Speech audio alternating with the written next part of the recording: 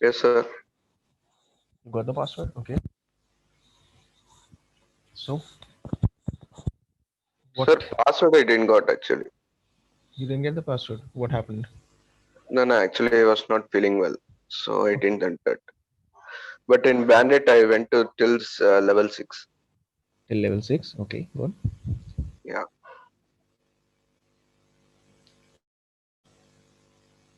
So just let me share the screen and we can continue on from there.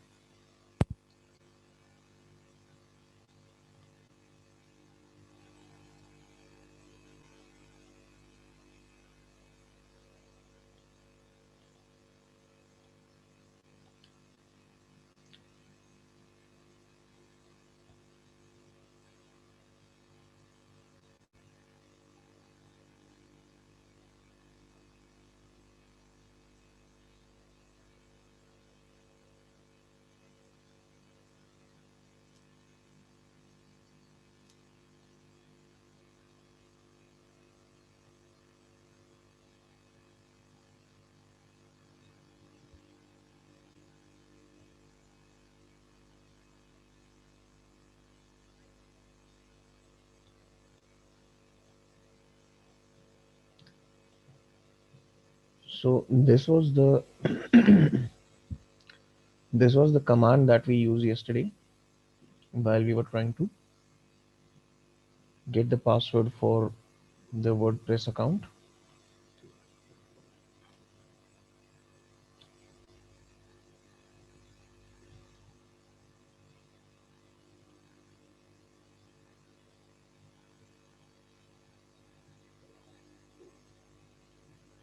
I'm just going to shift to another tab for a moment. Check whether the other side is responding.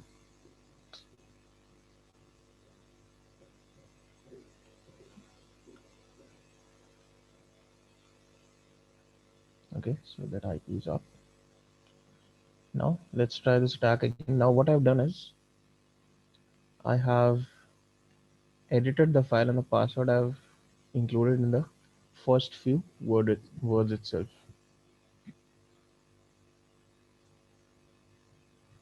Okay, I'm not in the downloads directory, so I'll have to.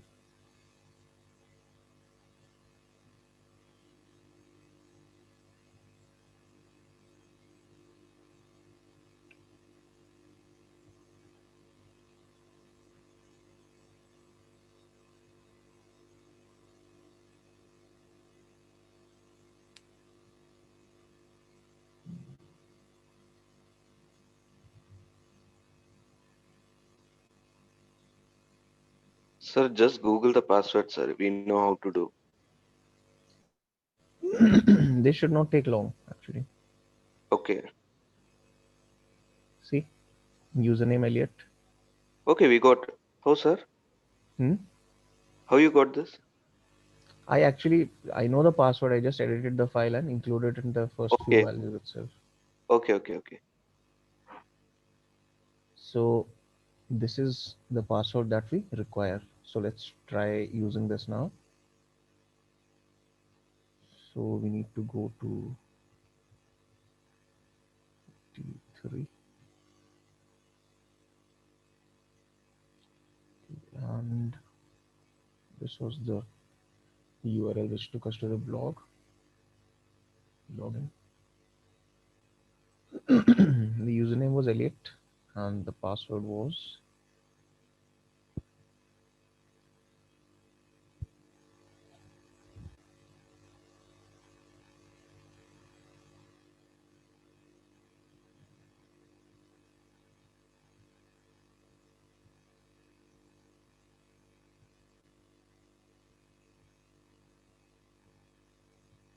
okay. So again, now this is the dashboard for the WordPress backend, which is being used for this website. Okay, not backend actually, WordPress CMS. So this is the account, Elliot Alderson, and this account can do whatever they want within this uh, WordPress system.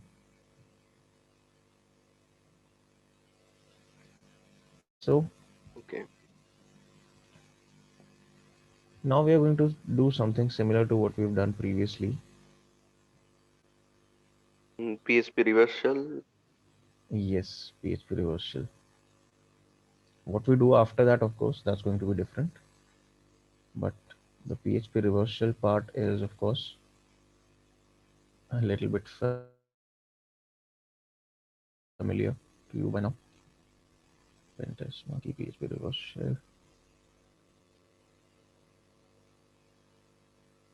Okay, so just copy this. Sir, why they didn't patch, sir? This shell was created at 2008. Yeah, this shell is old, but see, This is- what Yes, sir. it's not about patching stuff. Okay, see, what is this shell actually?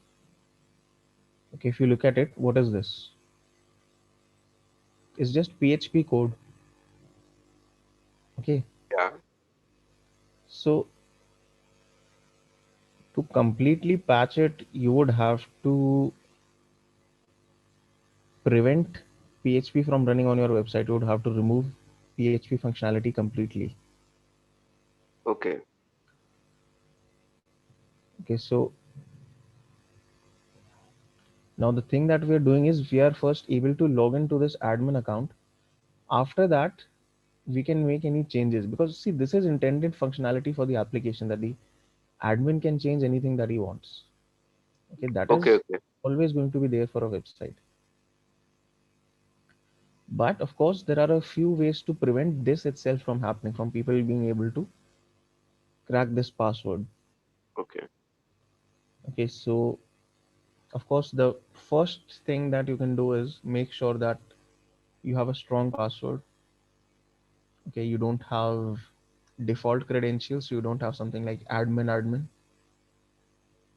Okay, so the name as well as the password for the admin account should be something that is Okay. not very easy to figure out or not easy to crack. And there are other measures as well, like you can implement an account lockout policy that if you're trying to log in and you enter the incorrect password 3 times, you have to wait for like 10 or 15 minutes before you are allowed to try again. So Okay. that kind of solution is going to stop these kind of attacks. Okay, because see, what we did was within just 12 seconds we tried 260 passwords. Now of course there are other tools which can try much more passwords than these. Okay. So if there was an account lockout policy there, then we wouldn't have been able to try even 5 passwords, let alone 12. Sorry, let alone 260. So those kind of things are a very, very good way to prevent against this. But again, that depends on the implementation. So uh, now the thing is,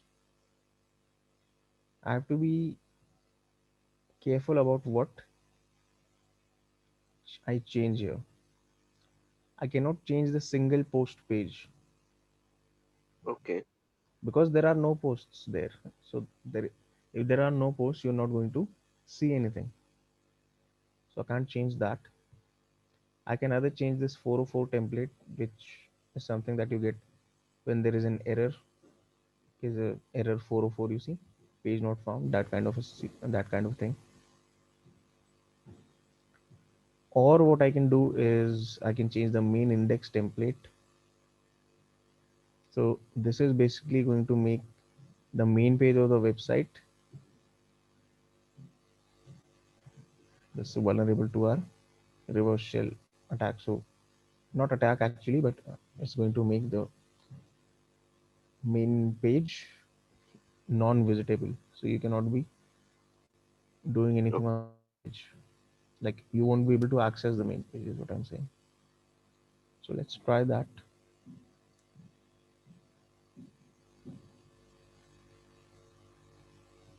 And we see that the first thing that we always need to change here is the IP.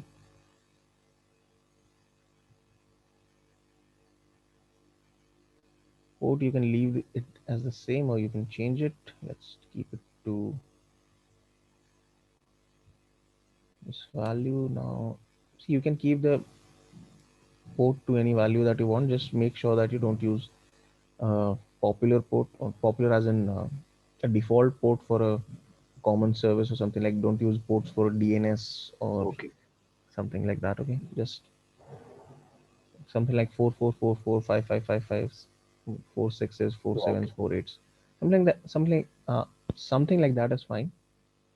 So okay, so this is our reverse shell code update file. Okay, so I think the next time if you go to this page, users blog, you might be getting a shell. Okay, let's open up a listener with netcat so that we can catch the shell.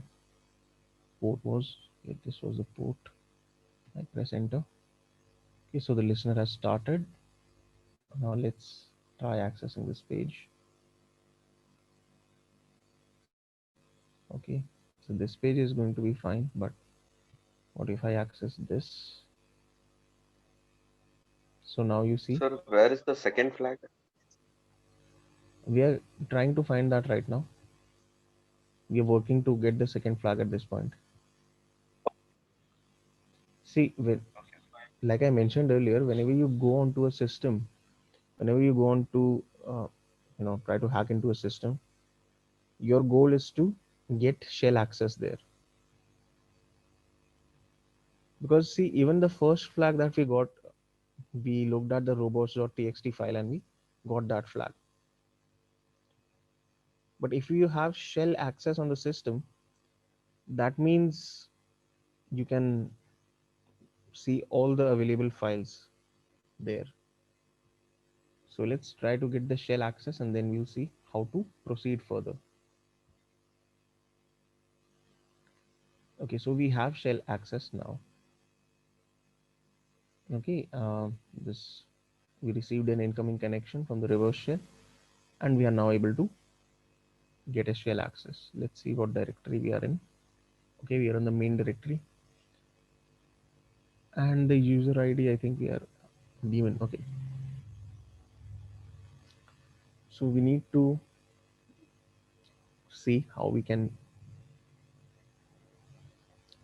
do some kind of privilege escalation. Okay, let's first try to get a better shell.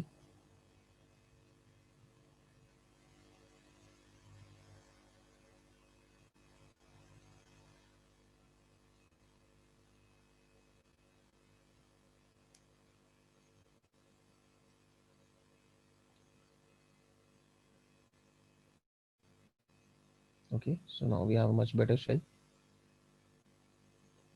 and let's perform ls, see if there is any directory that stands out. uh, okay, no, these are just the default directories that you'll find on Linux systems. So now can you tell me what directory I should try to get into to find more information? Password? Password, okay, if I look at the Shadow. password file, let's see whether I can find out something from there. Okay, so see, root is going to be there, we already know that. And Sir, what's the difference between a password directory and a shadow directory? password and shadow are not directories, they are files, both of them. Yeah. Sorry. Yeah. Okay, What's so the difference? password, yeah, so password file, the one that we have currently opened, this contains details about user accounts and the kind of shell access that they get when they log in. So user ID, group ID, all of that detail is here. Okay. And Okay. in earlier versions of Linux, even the password hash was stored in the password file itself. That's why Okay. it got the name of password, because it used to contain user passwords along with all this other data. Okay. But they thought that it was better to include the passwords in a separate file due to security reasons. Okay. So Now you see that in place of password, there's just this X, and the passwords are stored in the shadow file. Okay, X, that is a variable. It's no, it does not really denote a variable. It just denotes that okay, the password is not here. Okay, okay. In this case, it has nothing to do with being a variable. Okay, of course, etc shadow will not be allowed to anyone except for the root account. Sir, those numbers are group number or what? These numbers, these are user ID and group ID. First is UID, second is GID or group ID Okay, okay. Of their account. of the account. Yes. What? Okay, so we are still in the main directory. Now, can you tell me, or sorry, can you tell me what I should look for, or Permit. which directory or what file I should try to access? Password and shadow. See, shadow, of course, we can't access right now. Password we can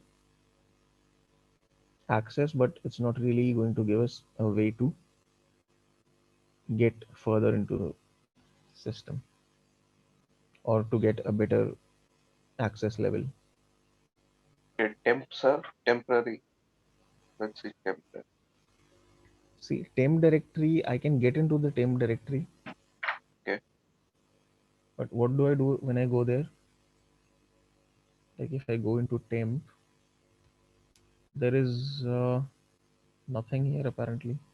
It's just some hidden system files which are of no use to us. See, when you get into a system, you can try to look at the user directories. You look at someone's home directory, see if you can find something there. Okay. So, where are those stored? Home, city home. Home, yes. So, in the home directory, let's see. Okay, so there is one Robot. Yeah. robo. Yes. Let's Sir, try why to. it's listing LS? Hmm. When you listen, sir, in home directory. LS and robot. Oh, No, it's no, showing ls two. is just the command that I've run is just showing that again. Okay, okay. It's shell. Okay, okay. Shell problem. Okay. In all cases, it's just doing that cd robot, it's showing that again. I think some hidden files are there. We haven't done an ls here. Let's see. Okay, this would be the key 2 of 3 dot txt. Okay, so this is the text file, and here is your second flag. But of course, if I try to access it, you know, it's not going to allow me to access it because I don't have the required permissions. So permission denied. Okay. Only the robot user has access on, even that account only has read access. There is no other permission that is allowed. But there is another file, password.raw hyphen md5. Okay. The So hashes. yes, we could find something in there, password hashes. So let's look at this file. Maybe this will help us. Okay, so it says row. Okay, ignore this line. This is just a repeat. So this is the content of the file, and it says robot followed by some kind of password hash. Yeah. So what type of hash is this? MD5 because they have defined that. Yes, they have defined MD5. So what I'm going to do is, of course, I'm going to copy this. I'm not going to touch anything here currently. I'll just go to back to my system's terminal, and okay, let's create a new file. Okay, this is the same file that we use for Marlin Spike. No problem. We'll just delete all of this, and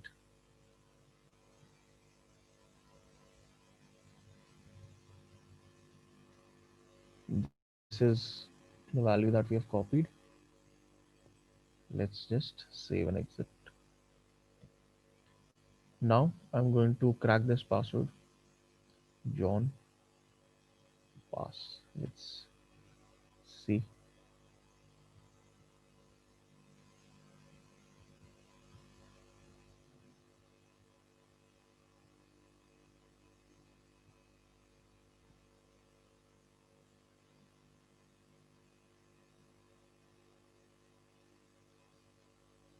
Let's just give it this option.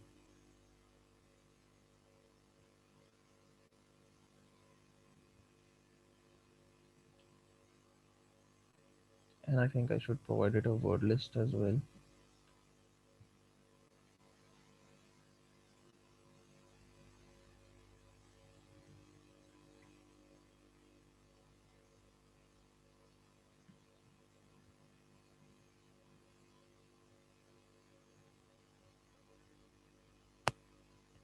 Oh, done already. Okay.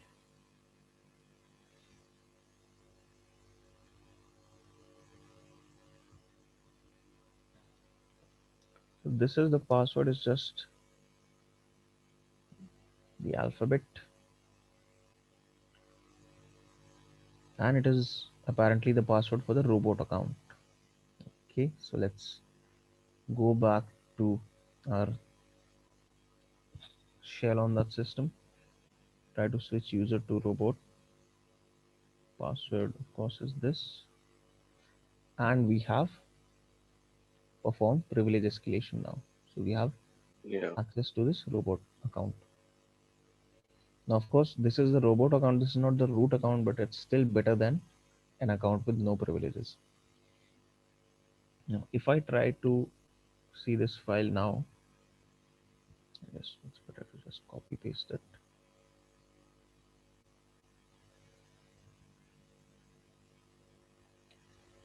And we have the second flag value as well. So after getting access to the robot account, we have now obtained the second flag. So are you able to follow so far what we have done and how we obtained this flag? Yes, sir. I am just noting.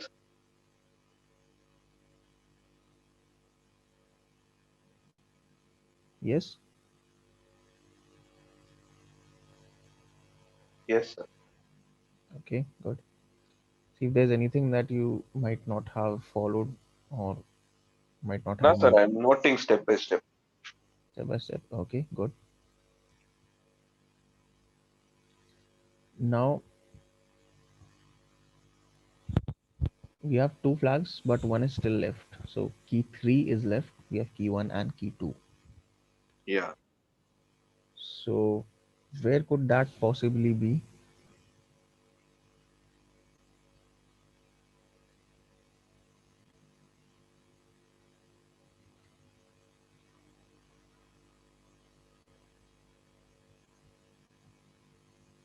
Maybe somewhere in system 5. It is somewhere in, okay, usually see, the final flag is usually always in the root directory. But Okay. okay, but the root directory is only accessible by the root account.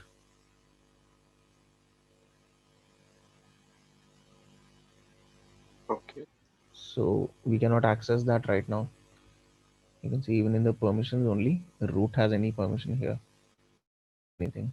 Sir, I think you can use sudo su, or So, you can do sudo python command to get the root shell. but that is only possible if I'm able to run sudo. Okay, let me check what my sudo Oh, privileges are. Let me check that. Sudo hyphen L. That is used to check your sudo privileges on the system. yeah. Okay, I don't have a password copied. Not an issue.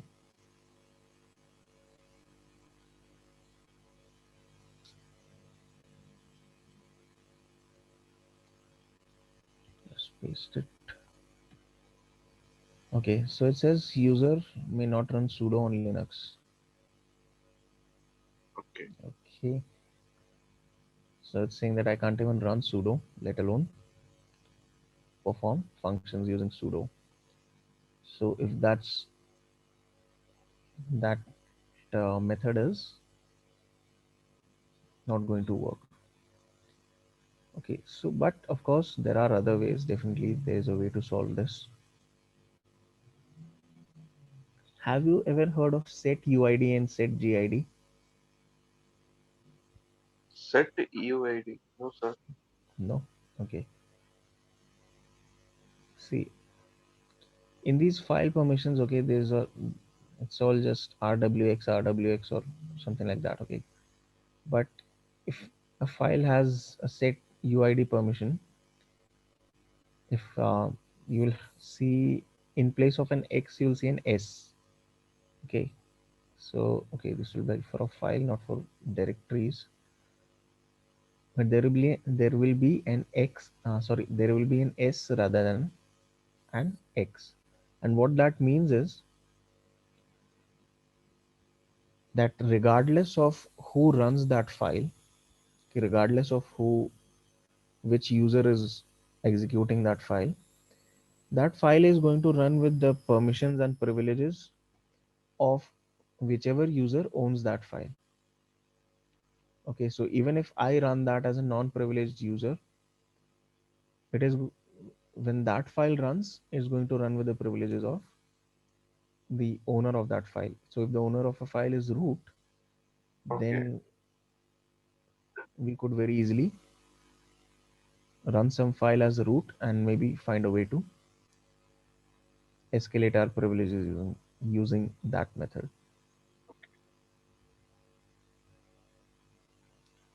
So You can check root directory. now see, root directory is inaccessible to us. I can't do anything there.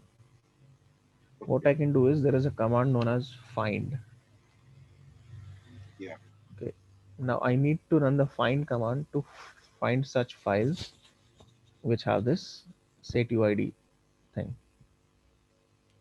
Okay, so find, the So first thing I what's need. the difference between find and locate, sir? Both the This commands. see, locate would be used to find a particular file name. Okay, so you specify locate and the Okay. file name that you want to find. But with Just the find, file. yeah.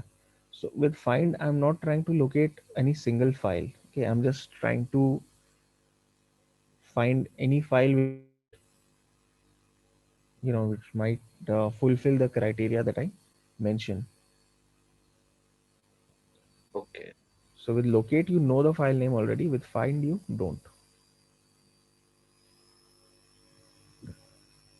So and locate is actually not even present on a lot of older Linux systems. Okay. Okay. Find is something that's usually present on most systems that you will come across. Okay, now the command that I need to run is find. The first thing I need to specify here is where to start looking for such files.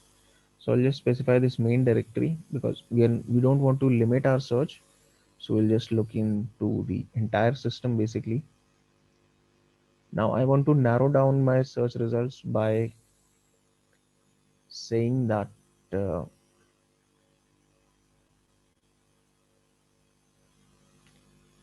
I'm only looking for files with particular permissions. Okay, so I need to give a parameter for that as well. And the way to specify that is by using the option perm. Okay, so we need to say that okay, we are looking for files with certain kinds of permissions. Now, what kind of permissions? Where the user ID is set to okay, u is equal to s, so where set uid permissions are present. And what we also need to do is okay, type. So we're looking for files, not directories. And I also need to specify one more thing, so that any errors that appear are directed towards the are directed away from this output. Okay. So I don't want any errors to appear on my screen. I just want it How to is it two? discard all the errors. So Okay, that's why two is we, to discard. Okay. okay. So this is, see, the redirect operator. So all errors should be redirected to Yeah. this. Okay. So this is just going to discard them. Let's try running this. Okay. It's not running it.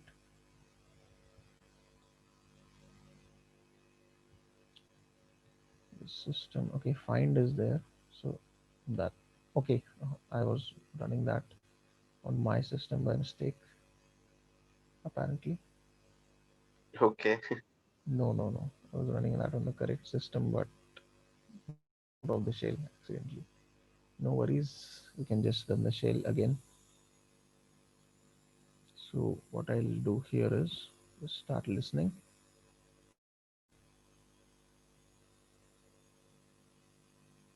About the shell again. Sometimes these things happen.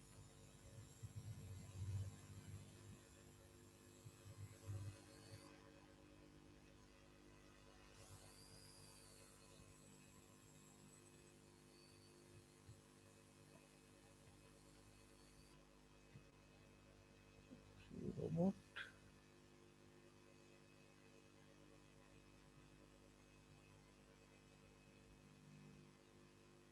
Validate Linux. Okay. Now find.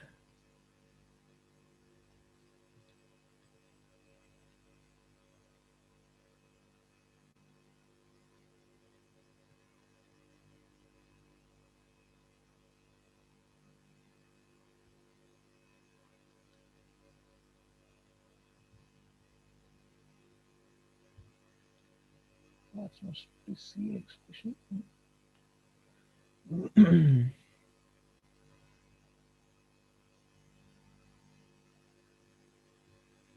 Okay. Oh yeah, there's one mistake that I'm making.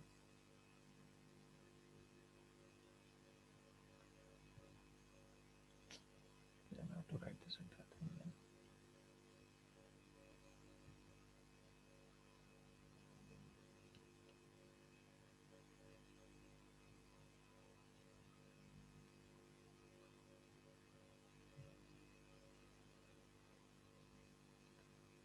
So these are all the files that are fitting our criteria. Okay.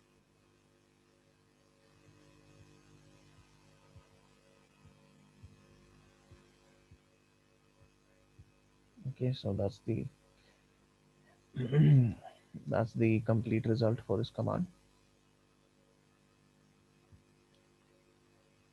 Now, what do you think would be the file that would be useful to us in this case?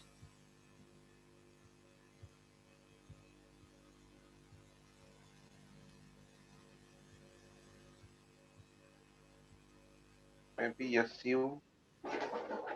SU, but if you run SU, see, Mhm. SU you can only use to switch user. Yeah, yeah. Okay, but to switch, what we need to do is whatever file that we use out of this entire list, it needs to have some functionality which should grant us shell access. With switch user, you would need to, there's only one thing that you can do with switch user. That is, you can, of course, switch user. But we don't know the passwords for anyone else here. So we cannot use this one. Hmm. What about sudo, sir? Sudo, we can't run sudo. We don't have sudo permissions on this system. Okay. If we could run sudo, then maybe we could have done something. without having to do this kind of search, but we don't. So what is that CHSH and CHFN? They are, again, these are system commands, but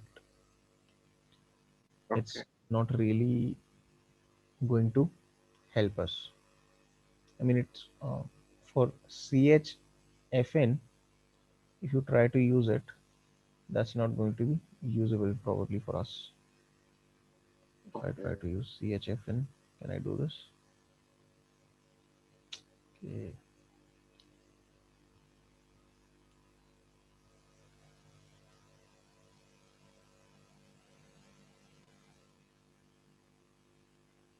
Okay, this is going to change only the information for your account.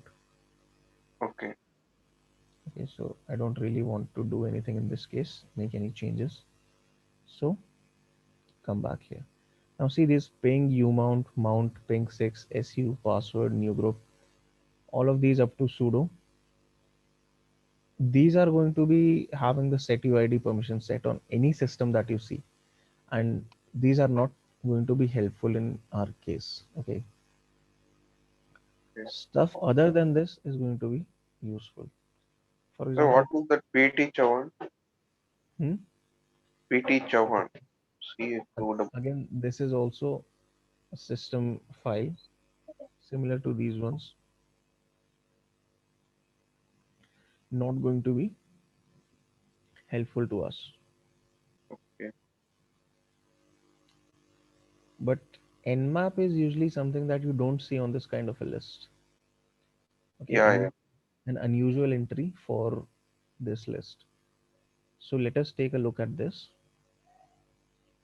Okay, so I think I should just go to this directory, or actually nmap is in the,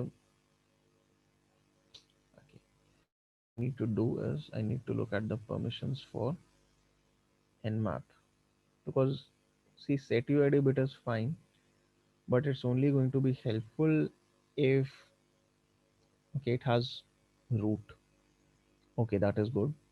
So it has this setuid. So as I mentioned, there is an s in place of the x, and of course we knew that already since we got the results here. And the owner of this file is root. So if I run nmap, then it would be running with the privileges of the root user. So I could try to use this, but the thing is, how would I use it?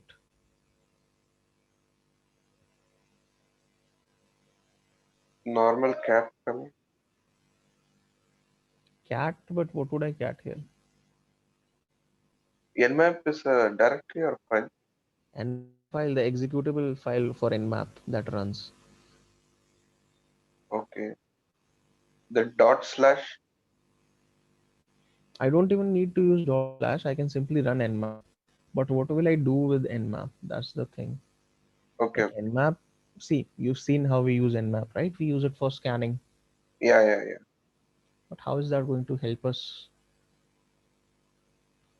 with privilege escalation?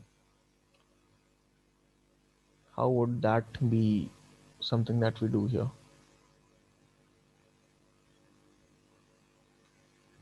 Don't know, sir. No. Okay. So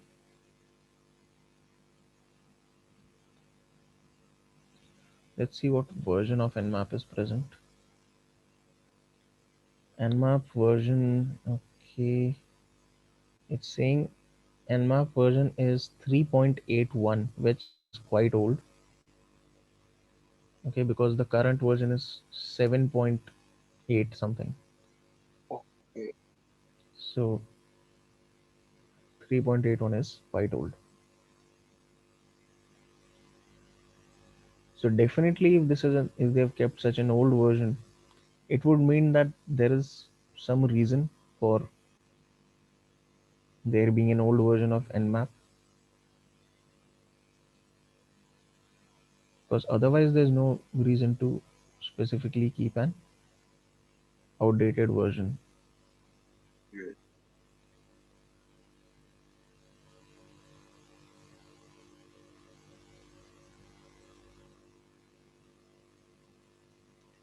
So see, whenever you run into such a scenario that tells you that no, there is some executable that you have, but you don't know how to use it, then Mm. Google is your friend. Okay, for example, if I just look up here, okay, I know that I have Nmap, and I say Nmap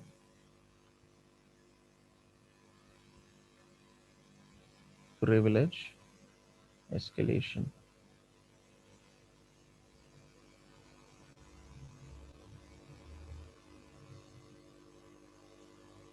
So you see, we have a lot of results here. So let's see how Nmap can help you with privilege escalation.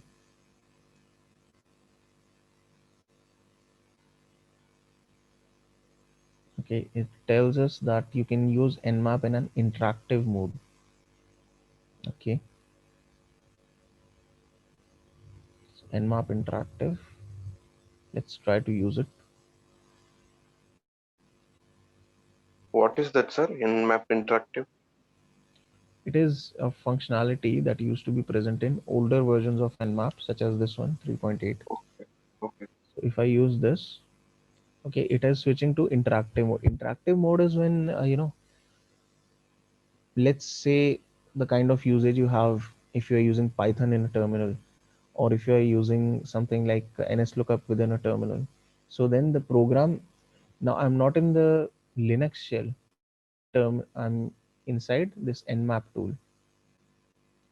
Okay, so Okay. in an interactive mode, now what I can do is I can try to spawn a shell, which is what they're doing here. Yeah, hyphen sh is going to spawn a shell within Nmap.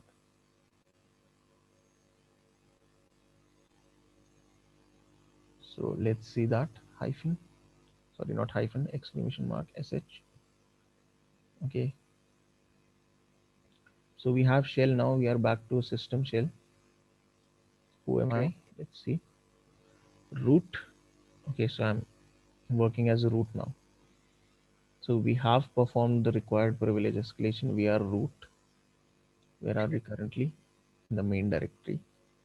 Let's try to change to the root directory. Okay, done.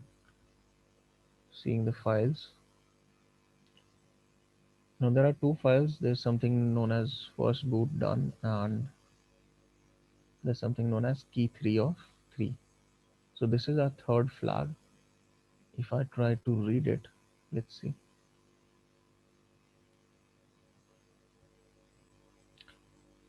And this is the required third flag. Okay. Okay, so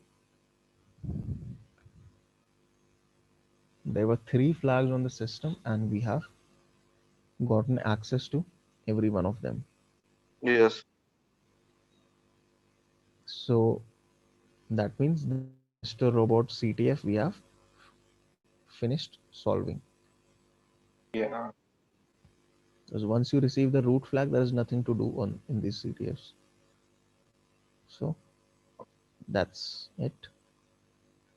Now, do you have any questions as to what we did or why we did certain steps that we performed here?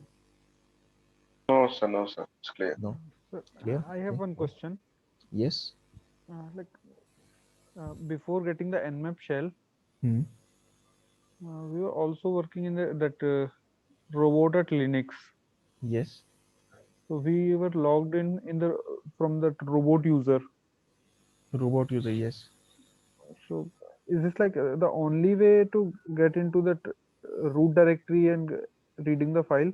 So there is only one way to escalate the privileges using Nmap only, or we can use the things like we used in previous classes. See, in previous classes, we what we did was we used sudo Hmm. and we just spawned a shell. Hmm. That is Like we what we used did. Python shell in previous classes. So Yes, that we use thing we that. can use there also. But see, if I attempted to do that, I would not be able to do that here because, okay, if I,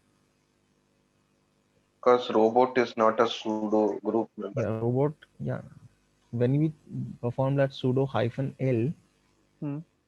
okay, basically it told us, let me just come back here.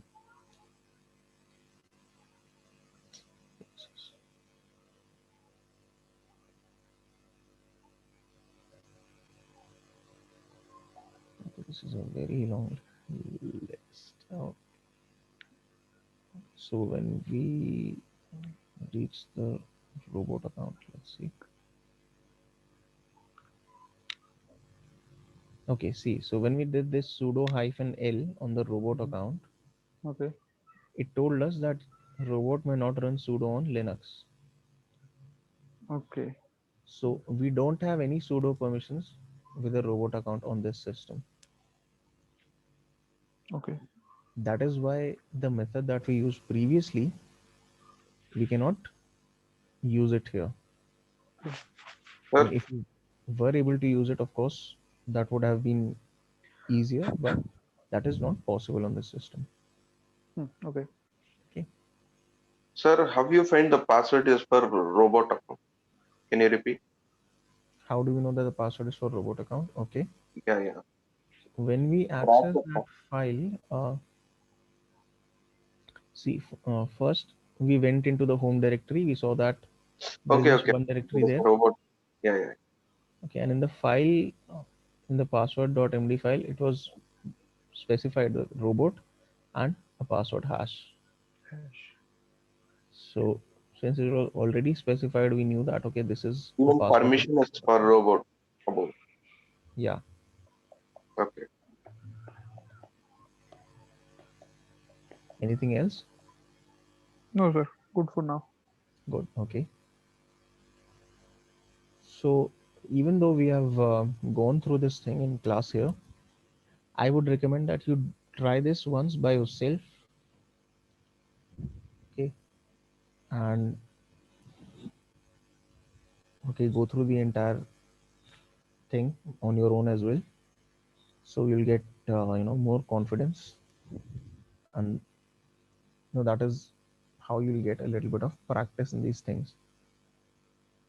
Because just if you just listen to this in class, and if you don't try it out on your own later on, these things will not come back all that easily to you.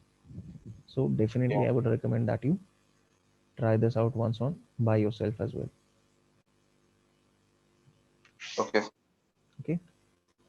Now when you mentioned that okay, is this the only way to perform privilege escalation? Actually no, that will depend on the kind of situation that you are in, but there are a few things that we always do first whenever we try to perform privilege escalation.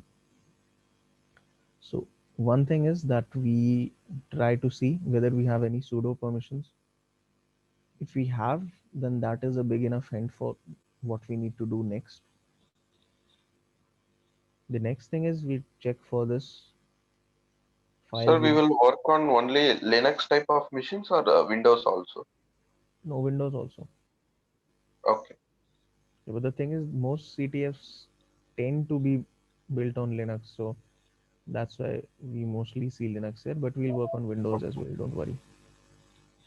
Okay. So whenever it comes to, like I was saying, whenever it comes to privilege escalation in this case, what we see is a few methods that we try, like checking for sudo permissions, checking for setuid files, and if these two things do not work out, then we try to see if whether we can make any changes to the password file or the shadow file. Okay, so with those things, you'll mostly hit something in most CTFs with these methods. Otherwise, of course, even if you don't find something using these methods, there will be some file or some program that will need to run, which will maybe provide you with a root access or root shell. So Okay. in that case, you might have to do some googling, but okay, that will come with practice, so don't worry about it. Okay. One more thing, sir. Like Yes. when we like for practice purpose, uh, Mm. we like I install the Kali Linux and other like Metasploit and all these machines in my VM. Okay. So like I have four VMs right now. One is Kali and three other VMs. So Mm. right now my system is start getting very slow. So it take time to boot up and all. So is there any way like we can host the virtual machines on like we can get these machines on Wallen Hub? We get the zip file, so we need to download and install on our system. Instead, Yeah. we can get these machines live on some website or somewhere, and then we can directly SSH as you told yesterday. So those machines are fixed only. So is there any way like we can like put our VM on the website and we can connect to that VM and do the pen testing? Like you want to put a custom VM on a website. Yes, you told that Try Hack Me, there is a website, so they provide their own VMs. Yes. So like if we want to do the pen testing on Metasploit that I have, so I just need to like put the VM on that machine and website and run that VM on that machine. No, actually, there is no website that will allow you to just put custom VMs and run them Sir, because actually, Google Cloud 1 year subscription is free. so That's the one thing like we can uh, yeah, we can use host it. our VMs on cloud and then we can connect to those machines, do the pen testing and all. Yeah, in Yeah, Google but that Cloud, I will think require you can do. good Google. amount of configuration from your side. So if you can configure it properly, then of course try it. Again, it is free for 1 year. After that, if you want to use it, Yeah. again you'll have to pay. Because see, you can do this kind of thing with any kind of hosting provider which is giving you Mhm. free for a while. Try using that, but again, all of that work has to be done. Configuration and all has to be done by you. Yes. So again, if you are up Even for I it, you can tried do this that. thing with the AWS cloud. I have my AWS cloud account, so I tried this thing with AWS cloud. Hmm. So there also it is like a long process to import the VM file in the AWS, make that from VM to AMI, and then from that machine image to launch a new virtual machine. It took like Exactly. a 2 to Because 3 hour long process. I know that's what I'm saying. The configuration and all has to be done manually. The Yes. website own, like, the hosting provider is just going to say, okay, this is They only provide the what, hardware only. yes, this is what you have paid for. Configuration is up to you. Now go do whatever you want. That's why I said that, okay, it's much easier if you keep those files on your own systems. Because Okay. see, that also, again, after you do all the configuration, you have finished hosting it. Again, there are two things that will happen here. You'll have to rely on a network to get access to that machine. Mm-hmm. Okay, you'll have to rely on an internet connection, so it will make your scanning and accessing the machine a little slower. Yes. And And of every course, time it requires internet also.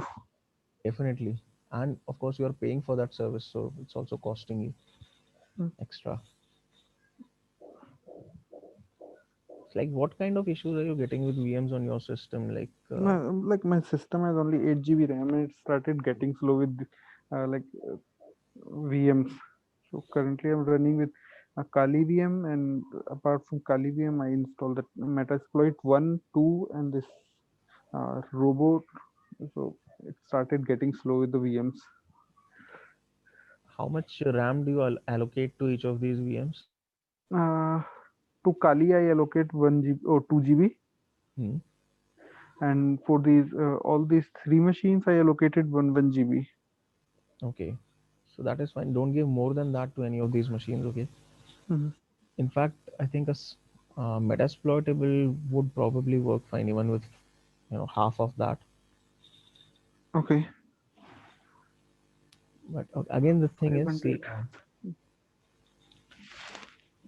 at one time, don't run all the VMs, okay? At any time, don't run all of them simultaneously. Like maybe just run Kali along with one other VM, whatever you want to solve. Okay. You don't need to run see all the VMs simultaneously. That RAM is only being used when the VM is actually running, not when you're not using it. Okay. So just at any point, just run two VMs simultaneously. Your attacking VM, which would be Kali, and whatever VM you're trying to So is attack. it possible to install VM inside the Kali? If I VM install inside Kali. if I dual boot Kali with my Windows Yeah, and I like yeah. With a dual boot, you can install. I thought you meant like VM on top of a VM. That no no not no be possible. I'm thinking like dual boot the Kali and Windows, and inside the Kali I install the VM, and inside VM I use those target machines. Yeah, you can do that, of course. You can definitely do that.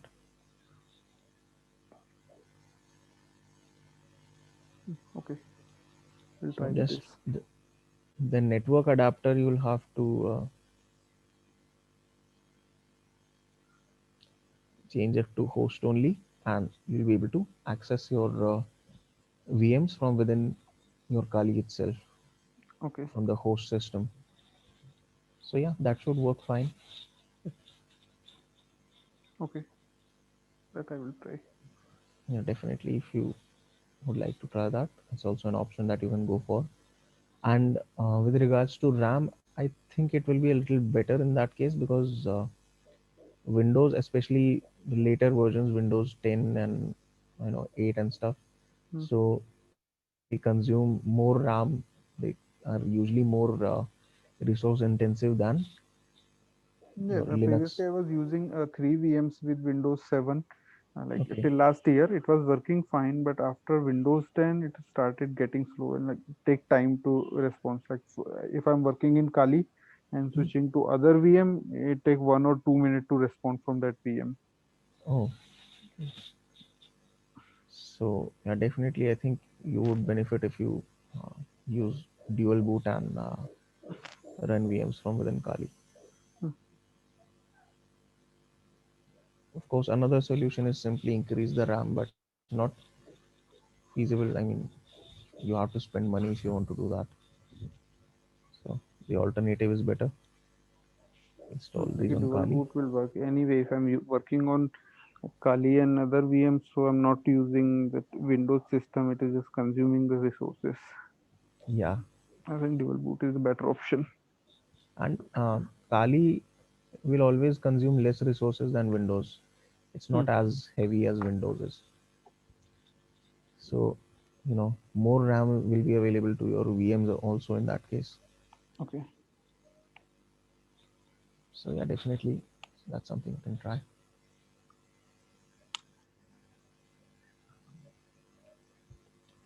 Okay, so this Mr. Robot thing is completed. I can exit the terminal now. And for the rest of today's session, I'll go back to over the wire bandit basically. Okay, I can just simply close this VM now. Okay, when you're practicing these things on VMs that you install on your system, there are a Yep. couple of things you need to keep in mind. Okay. Yeah, is there something you wanted to ask? No, sir, no, sir. Just carry. Okay. See, so like um, we edited this page, we mentioned the reverse shell code here and all. Okay, but Yeah. you have to keep in mind that this change is now saved. So unless you bring the original index.php page back, every time you visit that page, that blog, it will run the reverse shell code. So if you're using a VM on your system, create a snapshot before you do this kind of thing, so that afterwards, after you do all this, let's say you want to practice it after a few months or after some time you want to come back to it, then you will get confused as to why you're not able to access the website, because unless you change this back, this PHP shellcode is going to stay on that server's directories now. So now what I have done is I've made a snapshot. I can simply restore my system to before that snapshot, and it will be unchanged. So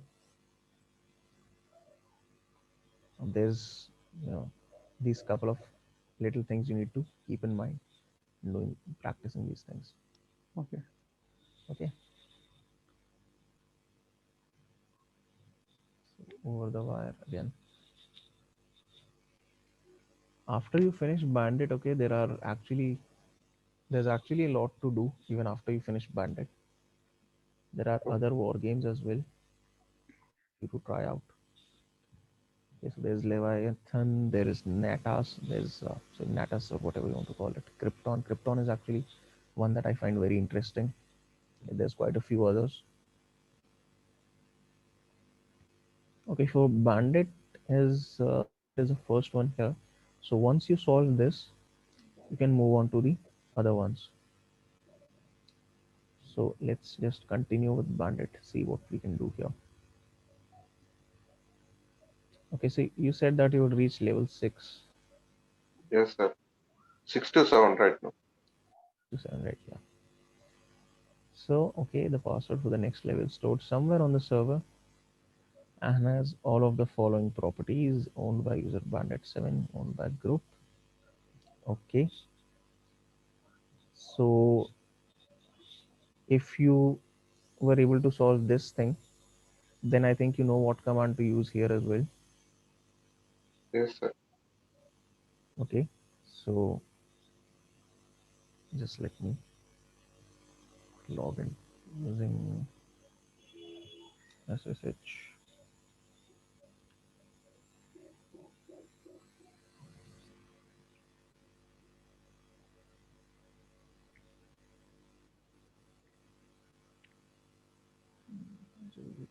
Complete address. Oh, you better repeat it, sir, because he also don't know.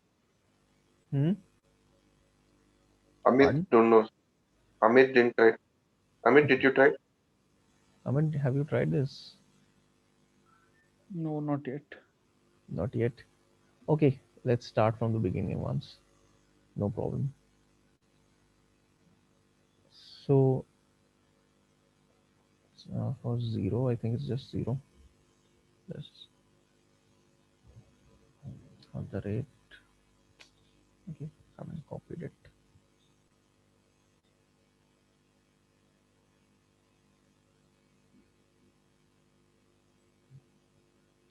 Okay, and this port has to be specified, which is 2220.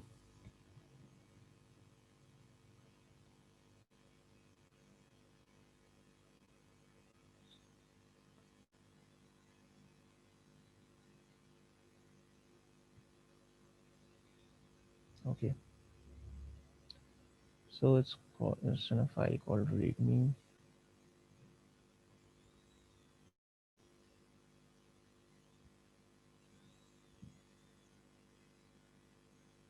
So this is the password for level 1.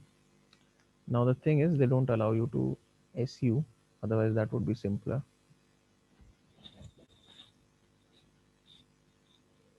Sorry, bandit one.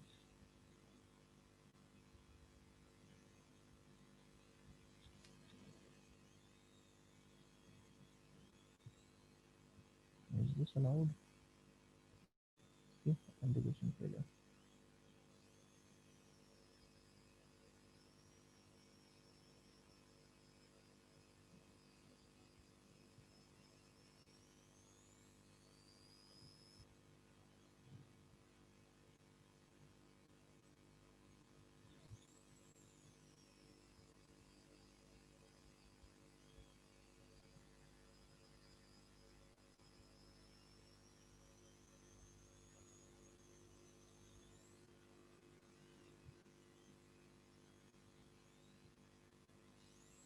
This is one of the issues with having internet-based problems. You have to rely on the network latency and stuff.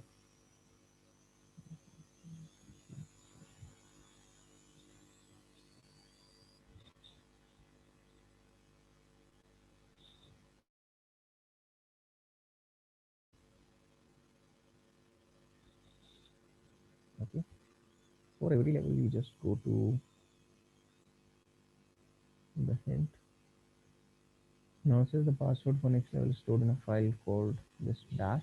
Now we've seen yesterday that for accessing that dash, we can simply use either dot slash dash, or you have another option as well. What is the current working directory? Okay, you can simply say cat home bandit one and specify the dash. Oh, it's not here.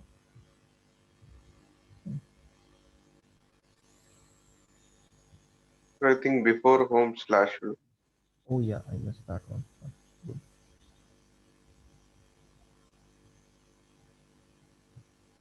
Okay, so you can specify the complete path, and that is going to work as well. Again, copy this and exit.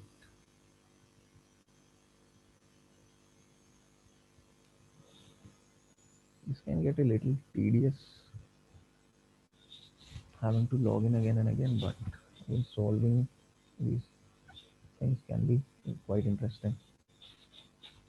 Okay, for Bandit 2, I think this was the one with spaces. If I'm, yeah, spaces in this file name.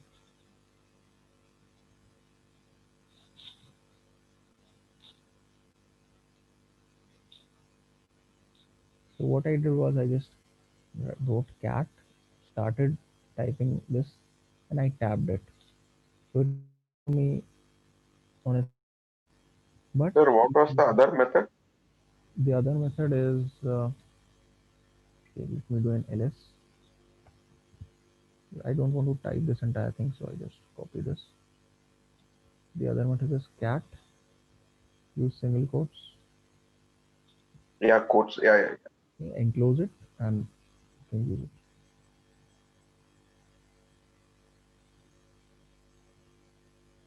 So this is the password for Bandit 3 now.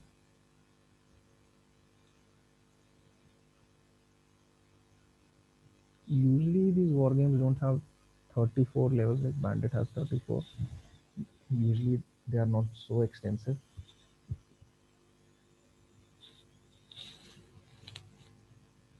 but that is the case here.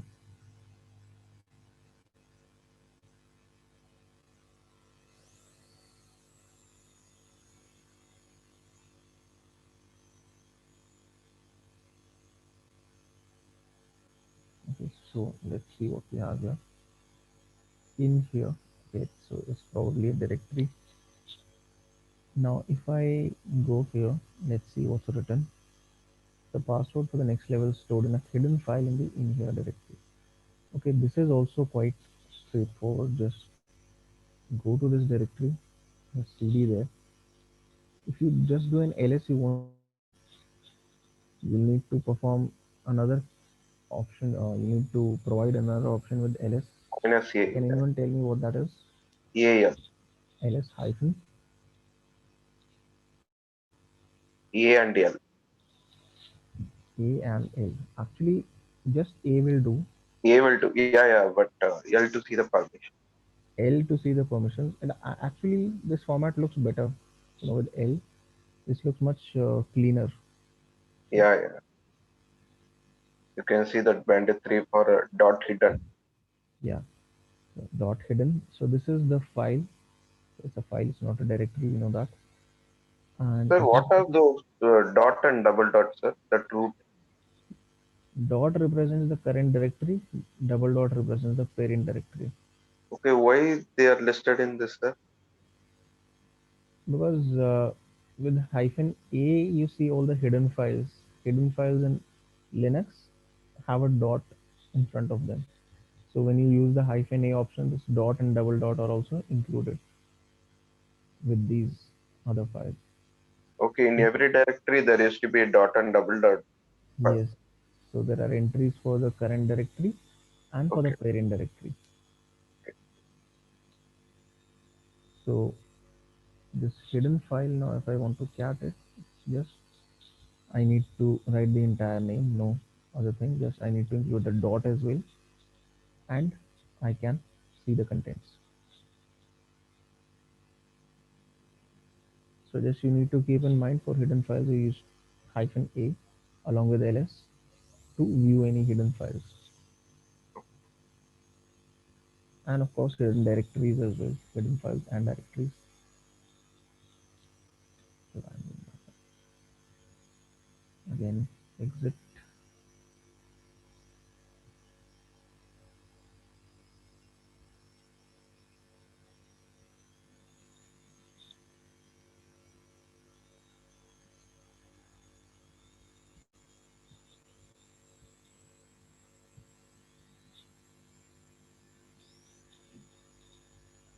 Okay, so we are now bandit 4. Let's compare.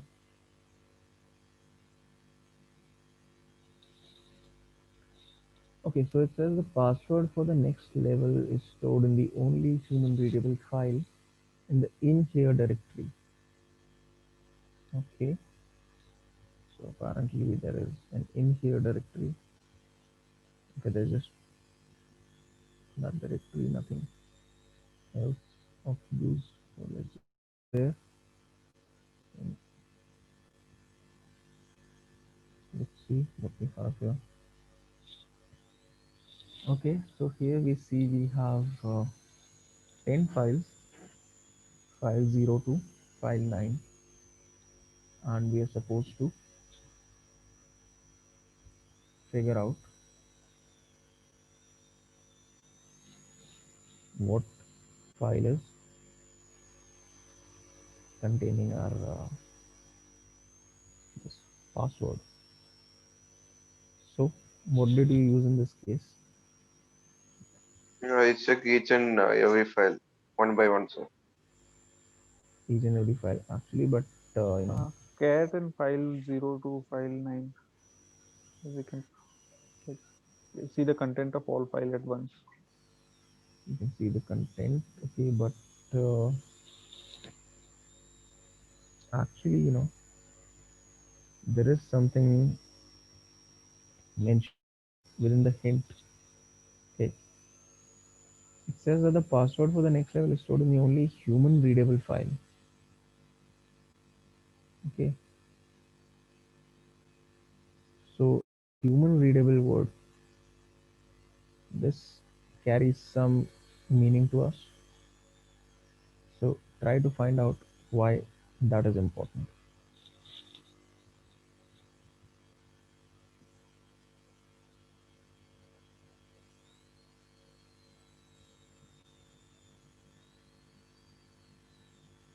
Hello. Yes, Yes, sir. I'm saying why is it important that human readable files are mentioned here? What command can we use which is going Find. to Find. yeah, find. Okay, Du and hyphen h.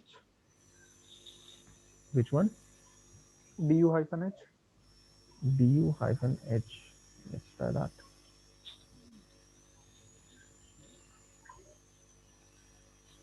Nope, du hyphen h does not work in this case. See, they mention these commands, but it does not mean that all of these will work for this situation.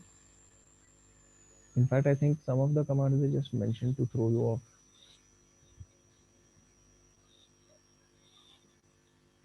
Du is not really helpful in our case.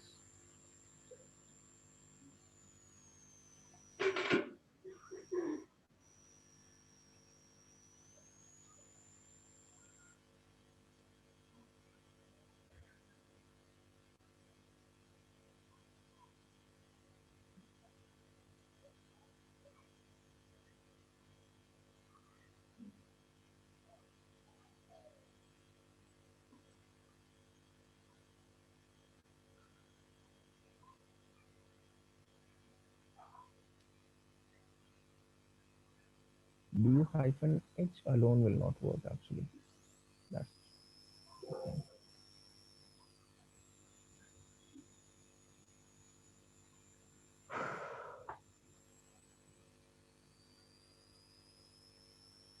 So what we need to do, sir?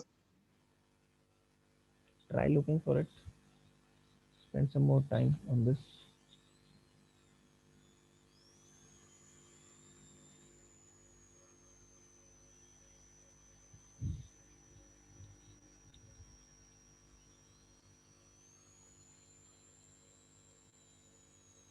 I think you are not sharing this. Not sharing. Is it still not visible? Visible for me. Okay. But just the browser is visible. I am. I have this hint open so you can see what I'm talking about. I'm saying that you should find out what you need to do here.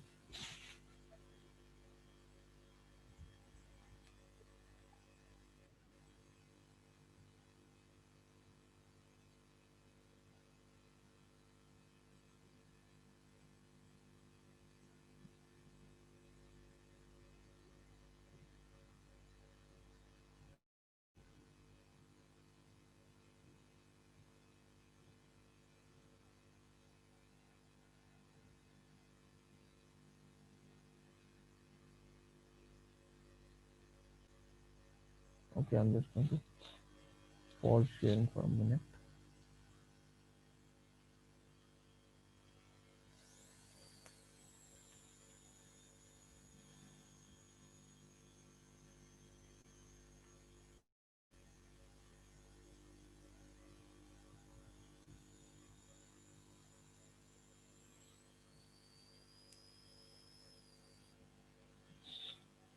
Okay, so I have the solution on my screen. That's why I'm not sharing it. Try to find it. Okay, I can give you a hint. It's not going to happen with find or with du.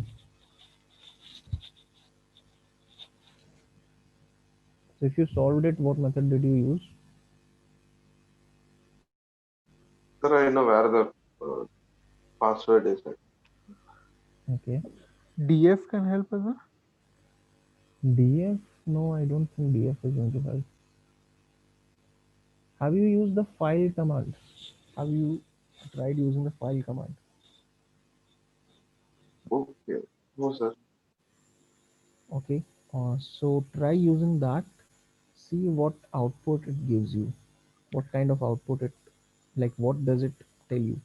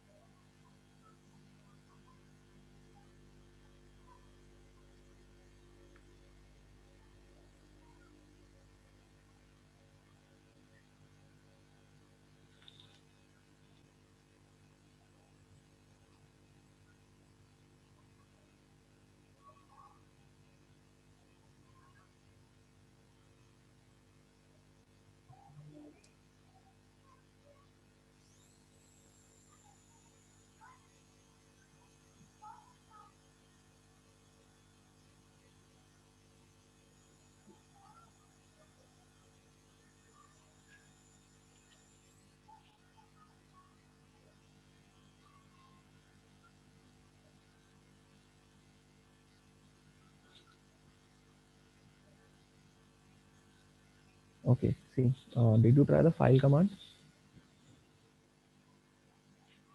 Sir, actually, I'm launching my VM. Okay, okay.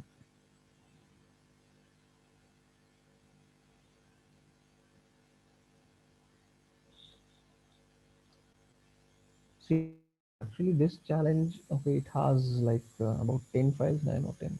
Okay, 10 files. So Yeah, in this 10. case, even if you manually read every file, it's not going to take a very long time. But That's done. That. again, if you have a situation where you have a large number of files, I then this next, kind of thing will not work. Okay, yeah, yeah. Sorry, what are you saying? next problem is depend on whichever you told. It has Okay, more files and folder. okay, okay. So that's the kind of situation I'm talking about. If you have more files, then you can't like open up every file because that's going to take up a lot of your time. Yeah,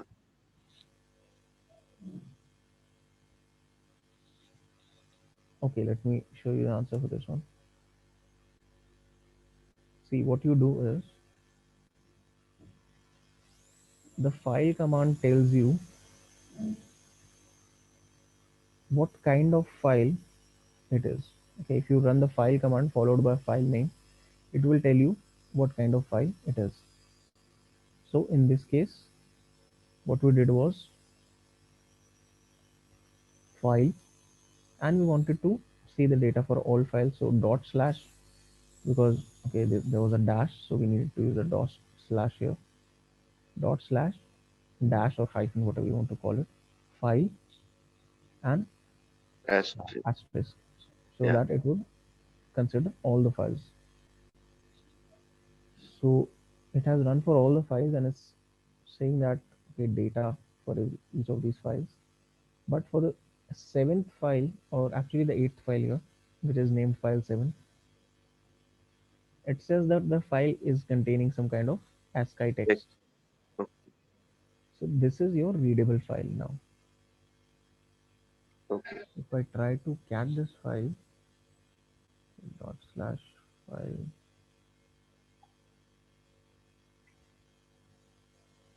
which is it? Okay, I forgot the hyphen.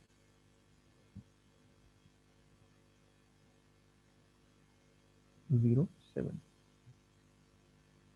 So this is your required password.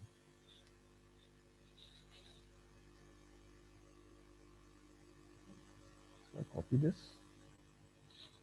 let's say exit.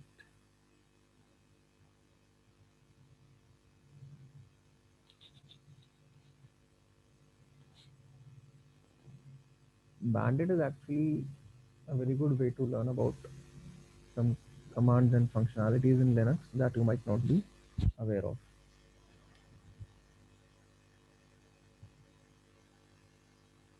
That is the entire purpose of this Bandit war game.